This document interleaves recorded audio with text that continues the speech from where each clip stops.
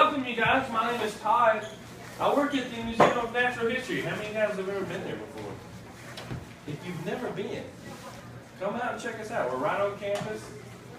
We got a bunch of cool stuff in there. We like fossils, we got rocks and minerals. There's all kind of cool stuff in there. And then Aaron and Bree are helping me today. They're university students. And so, what I want to ask you guys right off the bat, when I say pollution, what automatically comes to your mind? Trash? Oil?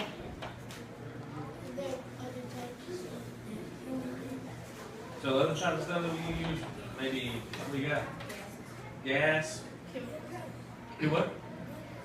Liquid? Like liquid fertilizer or something like that? So usually we think of trash, just people throw their McDonald's cups out, right, and it washes off into the river.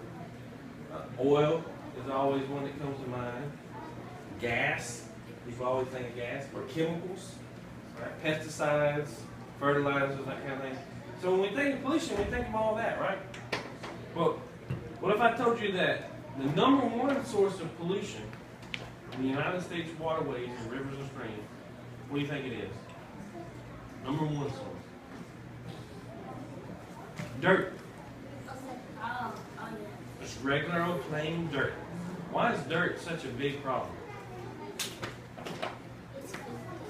It's filthy. I don't like dirt.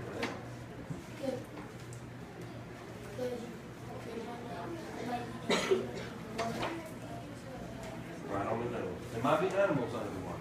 And that's what we're going to look at. So one of the best measures of determining water quality. So if I say we need to go find out the water quality of Lake Tuscaloosa or North River, what do you think some of the ways we could do that? We can measure how deep the water is and we'll determine how much water is there, right? We can use that to determine pollution, dilution. What do you think? Chemical tests, right? That's the most common thing people think of. You get a kit that costs about $350. You go out, you get a sample of water, you mix a bunch of chemicals in it, and it changes colors 15 different times, right? And that can tell us how much dissolved oxygen is in the water, the pH, how acidic or basic it is, tell us the water hardness, and tell us a lot of things, right? But that's like taking a picture. It's like taking a snapshot, right? If I take a picture of you right now, are you going to look like that tomorrow? You're going to have a sunglasses on your head, you're going to have your jacket on. Hopefully not, right? You're going to change, right? I hope, right? So if I take a snapshot of you today, tomorrow you're going to look different, right? Yesterday you look different. If we go do a water quality test with chemical testing, we're going to understand what the water quality is at that moment in time. So tomorrow could be completely different. Yesterday it could have been completely different. 3 months, 3 years, it could have been completely different at that site, right? So a water chemical test kit is a snapshot of what it is at that moment.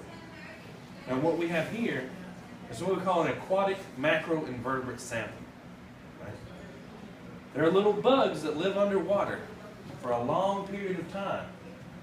Right? And some of them are very sensitive to pollution. And because they're bugs, they don't move around a lot. So wherever they're born, that's where they stay.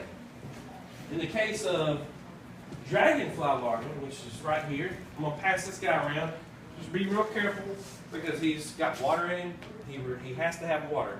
So you just look through the top and you can see what they look like. This is a dragonfly larva.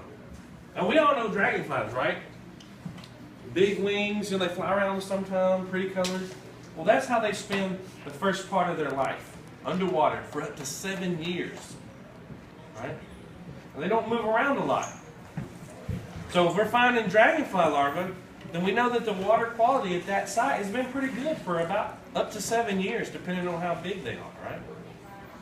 There are other bugs that we can really determine the quality of the water based on what we find. And so what we're going to do is you guys are going to get divided up, and we're going to each come to a station. We have 10 stations. How many students do we have? 20? 19. So 2 per group, or 2 per viewer. There'll be one group that has just one, which is fine. And so what we're going to do is We already have buddies. they already have buddies. So get with your buddy and come to a station. That has 3. Okay, that's fine. Huh?